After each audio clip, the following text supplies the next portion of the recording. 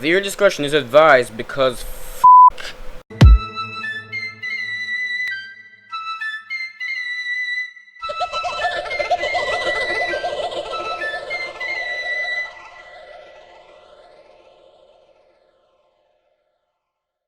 Hello, Dungeons and Light and Darkness, and welcome back to the Realm of Darkness. Now, I'm sure you all know, unless you've been living in a cave or something, that Nintendo has recently released Mewtwo from his cage, and is getting ready to do the same thing for Lucas pretty soon.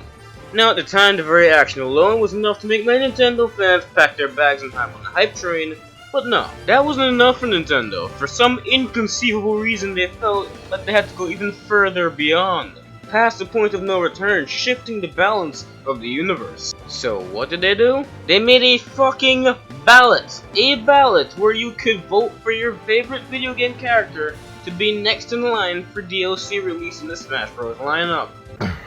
The games assigned to the amiibo you use are not predictable. Yeah, I thought so.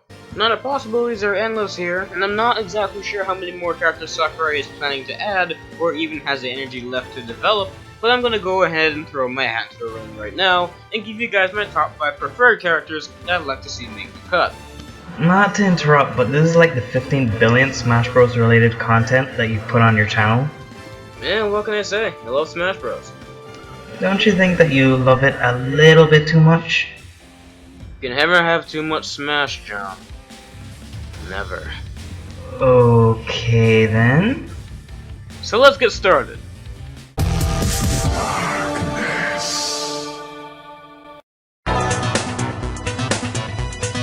You know, there are probably many other characters more deserving of a spot in the roster than Shantae, but the power of boners is stronger. I've seen many playthroughs of Shantae games and have actually played one of them. I have to say, it's a pretty good idea. The franchise has a long history with Nintendo, in fact, almost exclusively Nintendo, and the character seems like a good fit for the game. She can use a combination of her hair, magic, weapons, and transformations for literally any move. Given the shit Sakurai can come up with out of thin air, I don't see much of a problem here. And just like many other developers right now, WayForward is actually telling people to vote for their damn character. And I'm okay with this. Again, I may just be talking through my dick here, but I honestly would like to see this character in Smash. Could be interesting. Yeah. Interesting.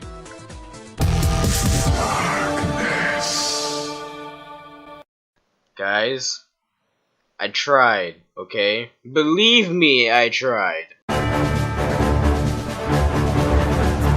Alright, I know he's probably not gonna get in, but you can't say this isn't a popular choice. And there's nothing really special about him, I just think he's a very viable candidate.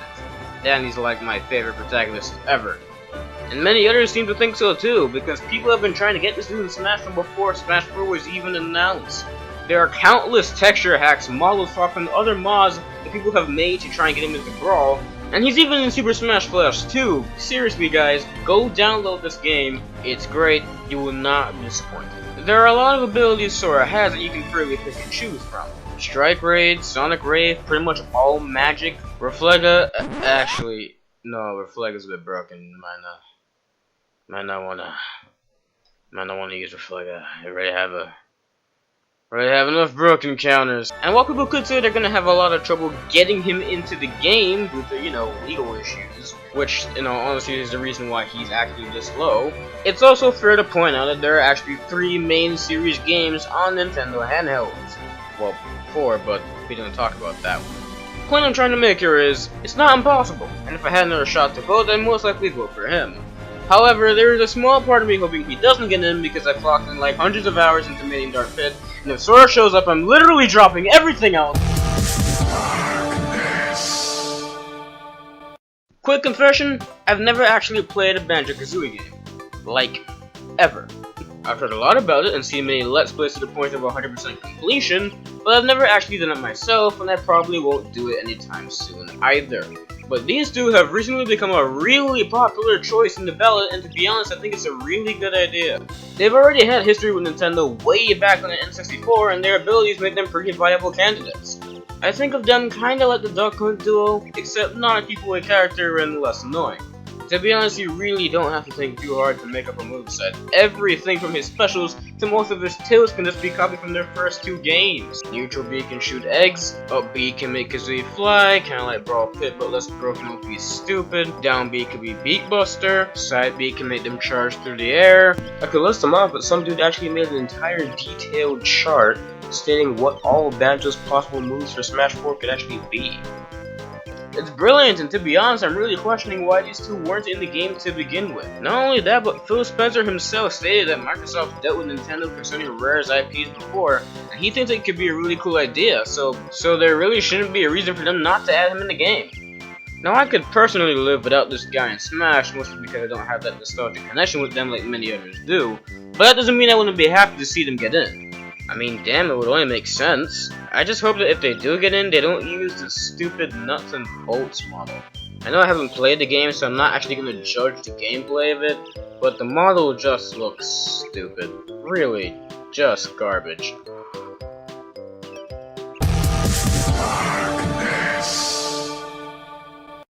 Let me just take a moment to express how fucking hyped I am for this game. This is probably the most creative third-person shooter to exist, and Nintendo knows this. They seem to be going all out with the marketing of this game too. All of the gameplay at the Treehouse, giving some YouTubers hands-on early access, announcing new amiibos, Playboy commercials, what the? My god, Nintendo, if you marketed your damn console like you're marketing this game, you wouldn't be in so much trouble. They obviously see a lot of promise in this upcoming franchise, so why the hell wouldn't they get someone from there to represent them in one of the biggest Nintendo franchises to ever exist? So yeah, Inklings in Smash 4 would probably be one of the best ideas Nintendo could ever have right now. And it's not like they won't work. I've seen Sakurai do strange shit. A lot of characters that I didn't even think could have ever been characters are now characters, so I'm willing to suspend my disbelief here. Besides, from what we've seen so far from the game, the Inklings seem to have a lot of different weapon types. Snipers, full automatics, these big ass things. Just imagine rolling this as a fucking side B. That's just a big old load of nope. Not to mention amiibos are pretty much already laid out for them, and because you can customize them in Splatoon, they should already have many possible skins to come in Smash 4. It's just a no-brainer. To be honest, I just like to see how Sakurai could implement this squid mechanic into their playstyle, and that would be brilliant. Now, while you guys in Nintendo, just go ahead and rethink that, I'm gonna go ahead and pre-purchase Splatoon.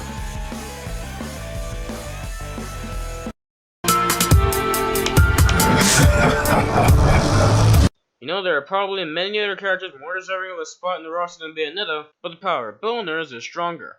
This sounds really familiar. She can use a combination of her hair, magic, weapons, and transformations for literally any move. Okay, what the fuck?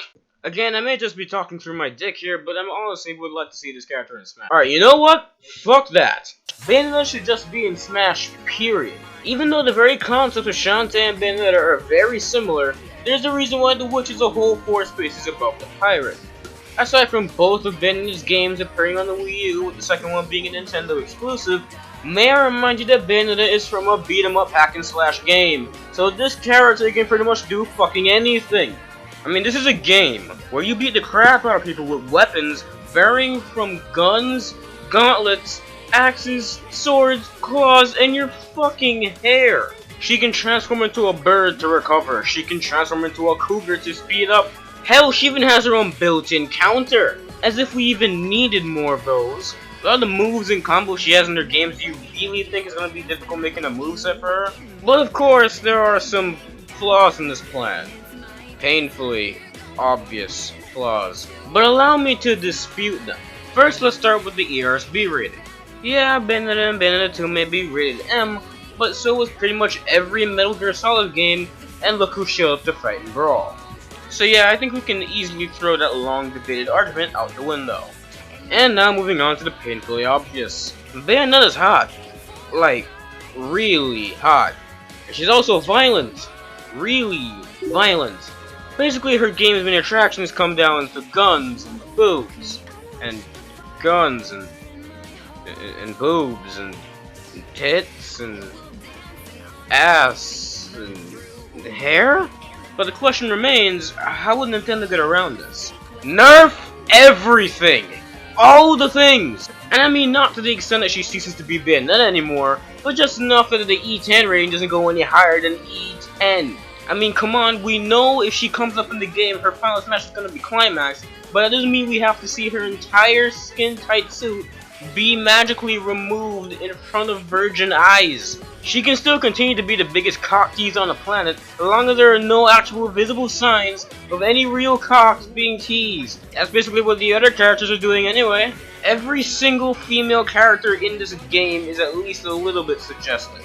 Palutena has that pole dancing thing. Lucina's pretty much everybody's waifu. I can make so many jokes about Wii Fit Trainer. And if you have to even ask about Zero Suit Samus or Peach, you have not been on the internet long enough. Seriously, this isn't even a joke. Fuck, even Shulk! Shulk, of all people, has ascended into memedom because of one suggestive phrase. It makes it even worse considering one of his skins is this. I mean, why is this even the thing? Why is it even the thing? This was planned. This was planned beforehand. And I know that most of the examples that I've given you, besides Shulk, are more of a result of the messed up minds of the internet rather than the developers, even though ever since the beginning of the Metroid franchise you can see Samus in a bikini if you beat the game fast enough, but that's not important, you know. It's just a skin in Smash 4, you know, they have like 3 of them, no big deal. Nintendo totally not self-aware. The fact remains that it's been done time and time before, and they've used it to sell things time and time again. So if they're gonna have a character that's eventually going to be ripped apart by parents and critics for being even the least bit physically attractive, why not have one that already does it to herself for fun? I don't know who you guys are voting for, but I already cast my vote a long time ago. I'd like to encourage you all to vote for someone on this list, especially since there's going to be a lot more characters to come, but whoever you want to vote for is up to you, and to be honest, I really don't give a shit. This has been Darkness II, and I'd like to thank you all for joining me in the Realm of Darkness. And even though Bandana may be a strange choice for a Smash Bros. Character, we can at least agree on this.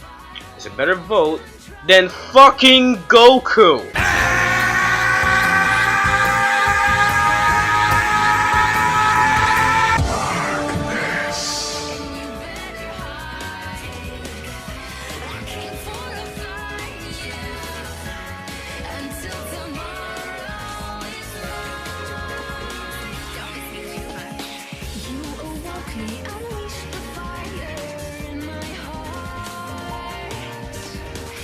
This game is brilliant, but you guys already knew that. Now, I already discussed a lot about Super Smash Bros. 4 in my Super Smash Bros. 3DS review that you can watch there, so I'm just gonna breeze over the exclusive aspects of this one here. The first thing you're gonna notice is just how shockingly beautiful this game looks. Hands down the most.